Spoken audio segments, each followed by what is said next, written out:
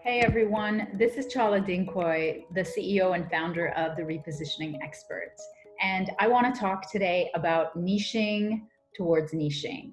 And the reason is because I'm a huge proponent for niching because it's changed my life.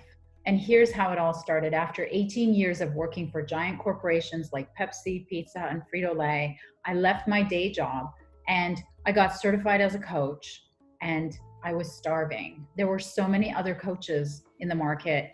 There was nothing different about me. There was nothing differentiated about me. So what I did is I looked at what I used to do with all the brands that I used to launch. Every year we had 7 or 8 line extensions to launch, and they all had to be on the same shelf and still sell. And so I took the learnings that I had from there and I tried to niche myself. Now, what is niching?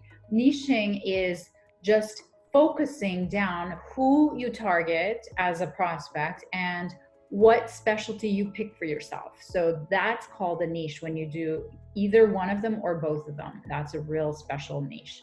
And so you don't become a generalist, which is a person or a business that specializes in nobody. They specialize in everyone.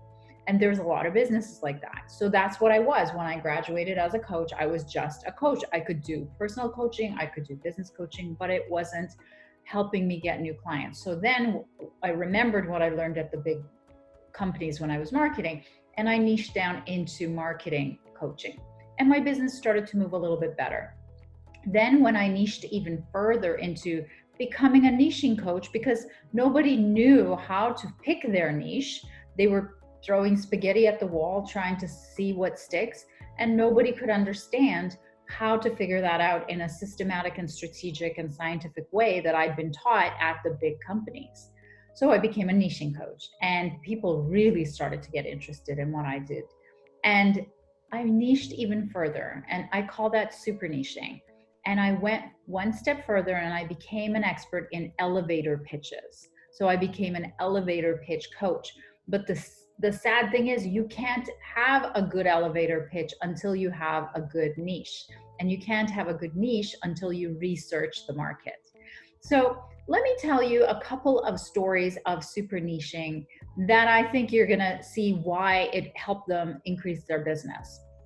I had a client who was a wealth advisor, and she was a generic wealth advisor, and she was competing with every other financial institution and every other financial advisor in her city, and she couldn't get any sales. So what we did is we did the research and we super niched her in divorcing women and helping divorcing women educate them in their money matters, and then helping them make the transition after the divorce into the same lifestyle, because their number one fear was losing their lifestyle.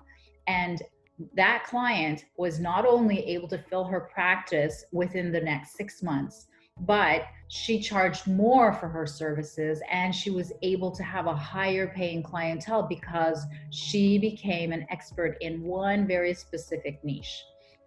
Let me tell you another story of a coach, a fellow coach. She used to call herself a leadership coach, and she'd been doing business for 30 years with large companies, but she lost a big account. She lost one of her big clients. So she came to me and said, Chala, I have no idea. I can't get new CEOs of large companies to talk to me. What can we do? So then we went and we did the research, and we niched her in manufacturing companies of less than 300 people, and their number one leadership problem was a super niche of making decisions, because no manager at the mid-level was making decisions. They kept deferring it to the top levels, and what happened was the lines would slow down and the productivity would slow down. So my client was able to double her sales as a result in the first year, because now she could position herself as that decision-making coach. And it turned out that this was a $1.4 billion problem in the industry, that she could now talk to manufacturing owners and CEOs to be able to help them. So how is this niche found? So I told you a little bit about the research. The first step, it's a two-step process, and it really only takes 2 weeks. Takes 2 weeks to 4 weeks, depending on how quick you do it. The first step is to score all of the different industries and interest groups if you're going B2C, and look at what their pain points are and score them on a scale of 1 to 10. The first criteria is a fit for you, your background, your skill set. The second criteria is whether they have the money that you want them to pay you, they're willing to pay you.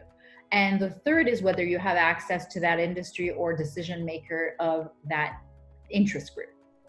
So that's the first step. And the second step is to go out and actually validate the scores by talking to the top 3 industries that pop out of that scoring exercise. And then you go and you ask a number of people in each of these different industries the same questions that are strategically aligned to try to figure out what their true pain points are that we could own, that we could become a super niched supplier in. So that's what a niche is. That's how you find it. And those are the 2 stories. And so I am so happy to help any of you who want to look at your super niche. If you are not, if you're too generalist, if you're too much of a generalist, if you feel like there's something you can do better and you'd like to increase the speed at which people are responding to you in the market, just like how I was, so happy to have you join my Facebook group. It's called B2B CEO Society.